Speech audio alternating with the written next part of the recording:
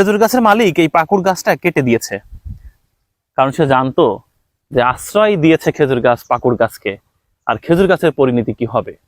তবু আটকানো গেল না। দেখেন, পাকুড় গাছ ঠিকই আষ্টে পিষ্টে পেঁচিয়ে নিয়েছে। কিছুদিন পর খেজুর গাছটা হয়তো বা মারা যাবে।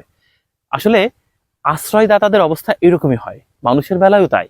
আপনি যাকে আশ্রয় দিবেন, একদিন দেখবেন সে আপনাকেই মেরে ফেলবে, আপনার উপরে প্রভুত্ব বিস্তার করবে। পাকুড় গাছ শুধুমাত্র খেজুর গাছের উপরে প্রভুত্ব বিস্তার করেই শান্ত হয়নি। দেখেন, সে আবার স্বর্ণলতাকেও নিজের মধ্যে নিয়ে নিয়েছে। মানে আশ্রয় নিজে নিয়েছে, আবার নিজে আর একজনকে আশ্রয় দিয়েছে। ব্যাপারটা এরকম।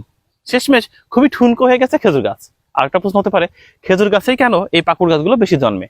তা হচ্ছে পাখির বিষ্ঠাগুলো মূলত এই সমস্ত জায়গায় আটকে থাকে, তখন এখানেই জন্ম নেয় এই পাকুড় গাছগুলো। কেউ বলছে এটা প্রকৃতির খেলা, কেউ বলছে খেজুর গাছের উদারতা, কেউ বলছে পাকুড় গাছের হিংস্রতা। সেটা যাই হোক না কেন, ঘটনা হচ্ছে এটাই, আশ্রয়দাতার পরিণতি এই হয়।